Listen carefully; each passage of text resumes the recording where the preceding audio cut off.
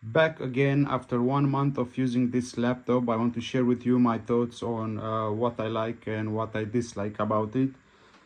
This isn't a full review. For the full review, you can check out my channel. That being said, let's waste no time and start with things that I like. First, I have to begin with the sturdiness because this is important if you travel a lot like I am, and I always have the laptop with me. It's quite solid, yeah. Even though it's mostly plastic, it has metal parts as well, and it's solid. You can easily grab it by its corner, and there's no problem. The attention to detail is another thing I like about it. We have status LED LEDs on escape, uh, speaker mute, mic mute. We have one on a power button. When it's red, it means it's using the NVIDIA GPU, and when it's white, it uses the onboard one. Yeah, so when you go on battery saving mode, this LED will be white, not red. We have on numlock, and of course we have on escape as well. The next thing I will put on this list is the RGB light, which is not the best, but it looks pretty good. It's not that bright compared to the Lenovo Legion here on the right. This is much brighter. That I don't know if you can see, but the lights from the keyboard are reflecting from the lid. But here in the video looks similar, but in reality this is much stronger and sharper. Everything looks more sharp and colors are more vivid. Everything looks better on that one, but this one has a nice 3D effect because it has the key an outline. Yeah, so I like it, even though it's not the best. The keyboard shortcuts are another plus. For example, I always keep this activated. It's the function key and escape. If you press them, it will lock the function. You see it has a small lock there. And now it works. You can use this entire row of keys at the top without having to press the FN key. So you can change the brightness, adjust the volume, etc. But it doesn't work with these arrows because we have some important functions here. These two ones are the most important in my opinion, because watch this. You see the second fan has 0 RPMs now. If I was playing games, they both were working at the same RPMs. But watch this. I press FN and arrow up. I think you can hear it as well. Both fans go to maximum speed. And how is that helping? Well, after I play like 2 hours, let's say for example, and I want to switch off the laptop, I just switch on this function for like 1 or 2 minutes before I switch the laptop off, so I can allow some time to cool it down. Yeah, I press again and you'll see the RPM drops. If I press FN and arrow down, look what's happening. For some reason I have to do it like 2 or 3 times. Okay, now this is a game changer.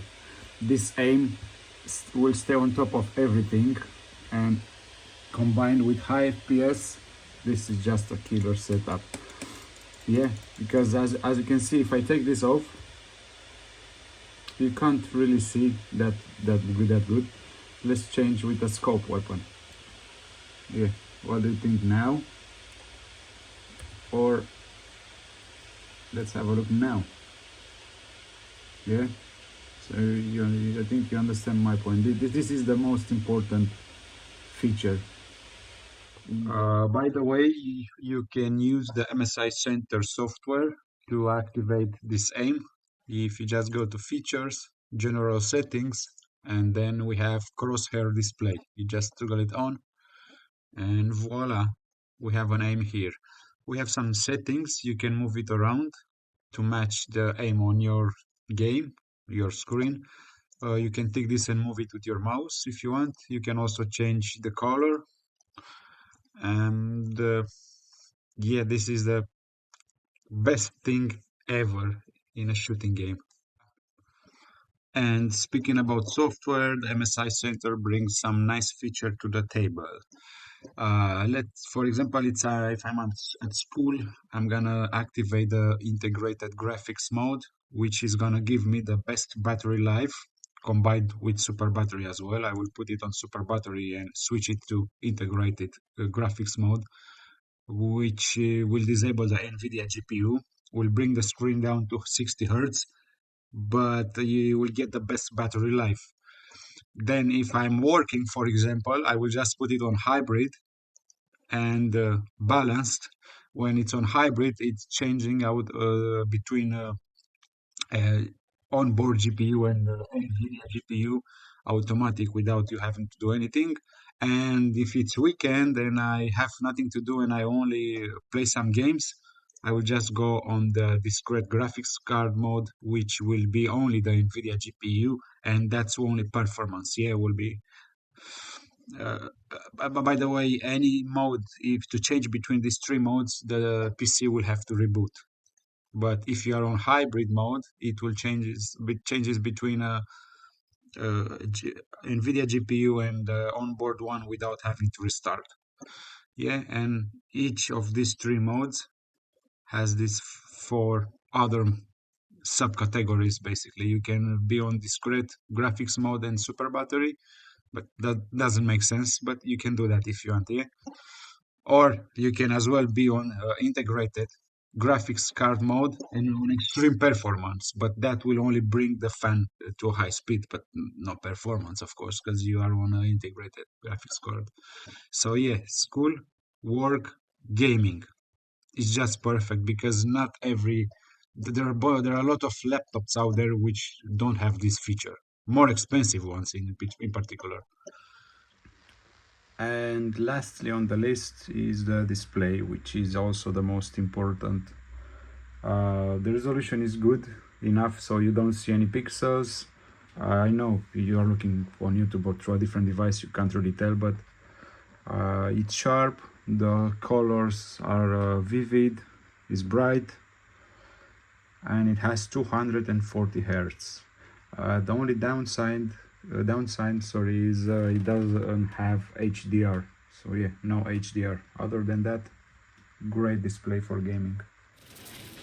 Now let's talk about what I dislike about this laptop, because based on my experience there are some things which aren't that great, but I assume that comes with the price because it's not a high-end laptop. And first I will start with the noise, because when you're playing the fans will sound like this pretty much the whole time. Yeah, so you can even hear it if you leave the room. If you go to a different room, you can still hear it. And that's not at maximum speed, by the way. This is maximum.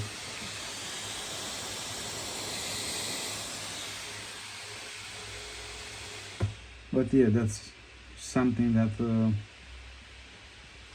I assume it's normal for a gaming laptop, because it has to cool down somehow. The second thing I don't like about it are these highlighted keys. I mean, I like the thing that they are highlighted like this. They're different, but you can't read what the letter is. I mean, I know it's W, S, and A and D, but when I'm typing, it requires extra attention. Look, I will just switch it off to see what I mean. You see, when you switch the RGB off, it becomes visible, but when you switch it on, that's it, you can't see, because the key is transparent and the background is white, same as the writing. So yeah, it's not a big thing, but I wish they put a little bit more effort into this. Last thing I want to talk about on this list is the battery life, which is not that great. I wish it was bigger, even though the laptop is heavier as it is. Uh, yeah.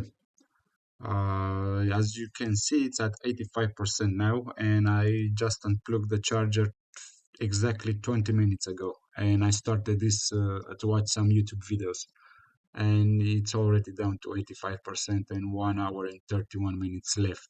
uh, with the RGB light on and the screen brightness to max. You can increase the time a little bit by decreasing these things, but it's not great. It got me through all situations when I needed to at school, for example. But one thing is for sure, you can't live without the charger, which makes the laptop even heavier. But it is what it is. So this is my experience after 1 month of daily use. If you found the video helpful, please take a second and subscribe, as this will help the channel a lot and will help me as well do more content like this. This is the camera from the laptop, by the way. Okay, so thank you for watching and see you in the next one. Peace.